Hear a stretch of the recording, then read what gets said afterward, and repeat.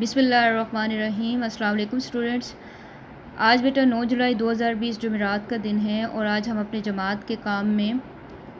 صفحہ نمبر 25 میں موجود مشقیں حل کریں گے۔ ہمارے جو سوال نمبر 1 اور 2 ہے وہ زبانی سوالات ہیں، اسی طرح سوال نمبر 3 بھی زبانی سوال ہے، لیکن آپ کو پتہ ہے کہ اس میں ایسے الفاظ دیے گئے ہوتے ہیں جن کا آپ نے مطلب بتانا ہوتا ہے۔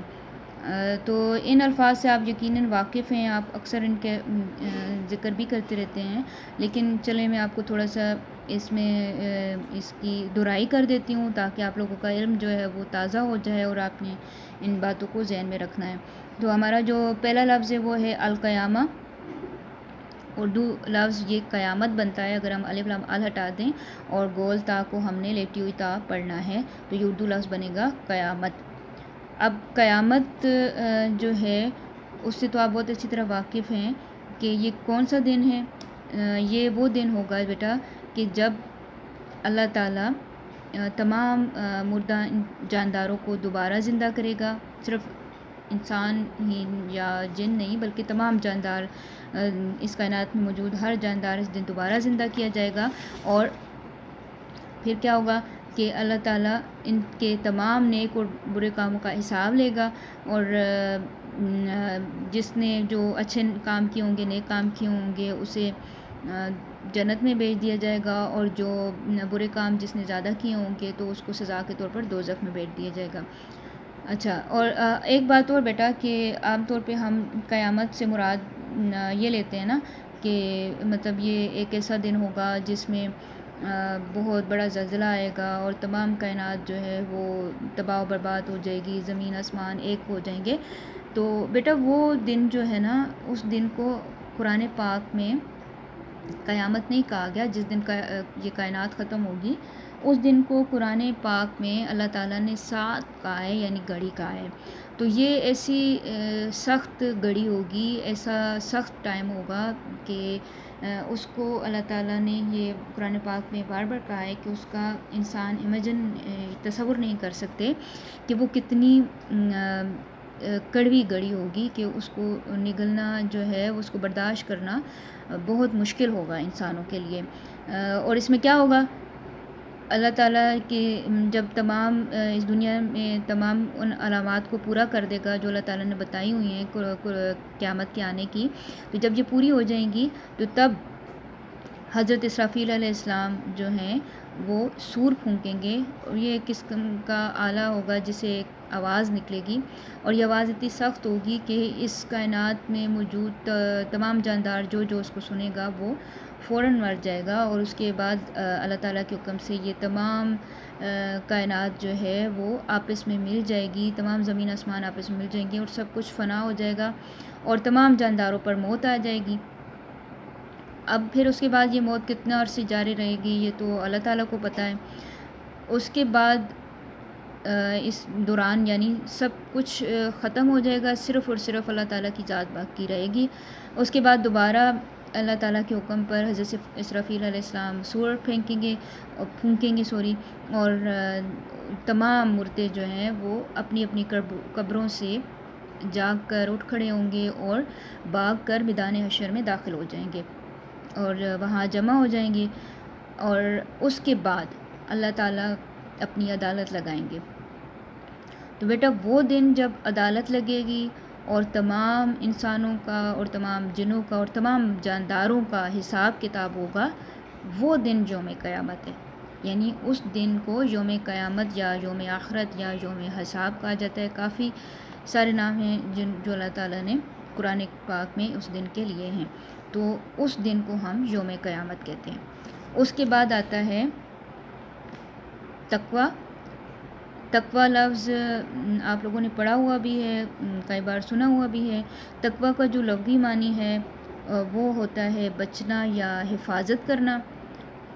کس چیز سے بچنا یا کس چیز سے حفاظت کرنا؟ گناہوں سے بچنا، گناہوں سے اپنے آپ کی حفاظت کرنا، ٹھیک ہے۔ اچھا، تقویٰ صرف یہ نہیں ہے بیٹا کہ آپ نماز پڑھ رہے، روزہ رکھ لیں، یا مطلب جو بدنی عبادات ہیں وہ کر لیں تو آپ یا ہم متقی ہو جائیں گے، ایسا نہیں ہے۔ بلکہ تقویٰ یہ ہوتا ہے کہ آپ اپنے اندر کو بھی اتنا صاف کریں کہ جتنا آپ اپنے خود کو ظاہری طور پر صاف رکھتے ہیں، یعنی کیسے صاف کریں، کیسے صاف رکھتے ہیں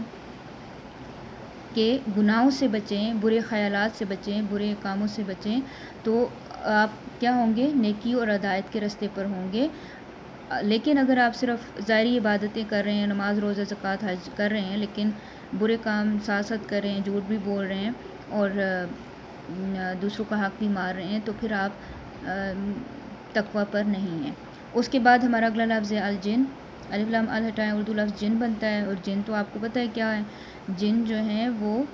ایک انسانوں کی طرح کی ایک اور مخلوق ہے جو ہمیں نظر نہیں آتی۔ اصل جن کے جو لغوی معنی ہے نا، وہی چھپا ہونا کے، یعنی وہ چھپے ہوئے ہوتے ہیں، ہمیں اپنی آنکھ سے نظر نہیں آتے، تو اس لیے یہ جن کہا جاتا ہے۔ اور جن انسانوں کی طرح کی ایک مخلوق ہے، بالکل جیسے انسانوں کو اللہ تعالیٰ نے اختیار دیا ہے گناہ اور نیکی کا، کفر اور ایمان کا، تو ویسے ہی ان کے پاس بھی یہ اختیار ہے، یعنی ان کو خود کو گناہوں سے باز بھی رکھ سکتے ہیں، نیکیاں بھی کر سکتے ہیں، وہ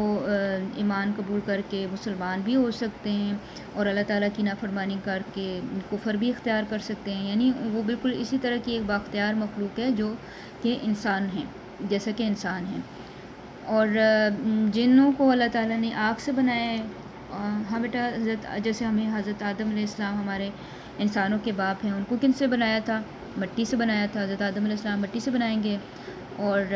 جن جو ہے وہ آگ سے بنائے گئے، اور فرشتے کس سے بنائے گئے؟ فرشتے نور سے بنائے گئے۔ اور جن جو ہیں وہ حضرت آدم علیہ السلام سے تقریباً 2000 سال پہلے بھی اس زمین پر موجود تھے، یعنی یہ انسانوں سے 2000 سال پہلے کی مخلوق ہیں، اور اللہ تعالیٰ نے ان کو بے شک انسان کو ان سے برتر بنایا ہے، انسان کو ان سے اشرف المخلوقات، کیونکہ انسانوں کو کہا جاتا ہے، تو اس لیے انسان جو ہے وہ جن سے بھی برتر ہیں۔ لیکن اللہ تعالیٰ نے ان کو کچھ ایسی جو ہے وہ توانائیاں دی ہیں جو بعض اوقات مطلب دیکھیں ہم تو انسانوں کے پاس نہیں ہے، جیسے اڑنے کی صلاحیت ہے، یا ایک جگہ سے دوسری جگہ فوراً پہنچ جانے کی صلاحیت ہے، تو یا نظر نہ آنے کی صلاحیت ہے، تو اس طرح کی بہت ساری صلاحیتیں ان کے پاس ہیں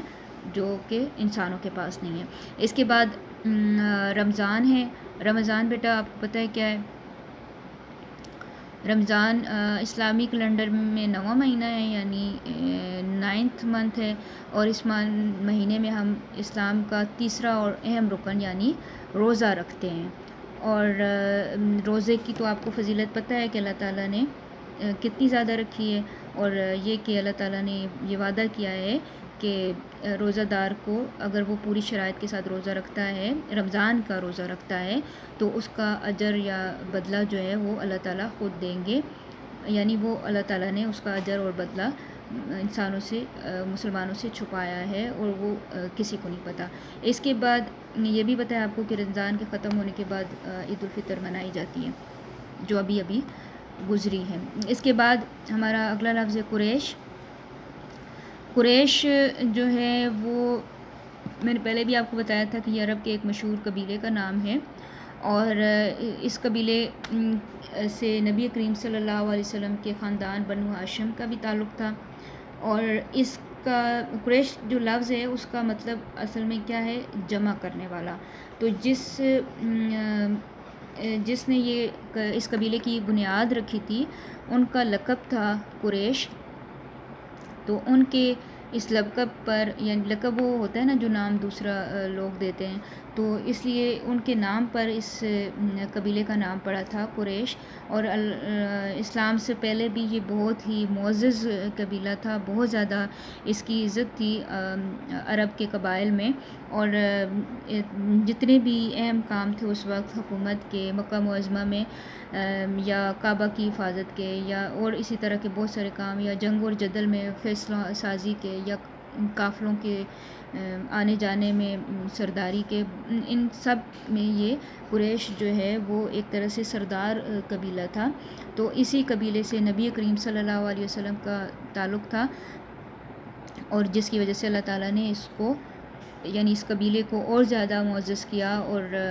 عام طور پہ ہم ان کو جو قریش سے تعلق رکھنے والے لوگ ہوتے ہیں، ہماری طرف ان کو سید کہا جاتا ہے۔ تو ٹھیک ہے بیٹا، اب آپ لوگ نے یہ والے تمام باتیں اپنے ذہن میں رکھنی ہیں، ان کو یاد کر رکھنا ہے، اور نیچے دیے گئے جو سوال نمبر 4، 5 اور 6 ہیں، ان کا حل کرنے کا طریقہ آپ کو آ گیا ہے، تو یہ آپ نے خود کرنے ہیں۔ اوکے، اللہ حافظ، اپنا خیال رکھیے گا۔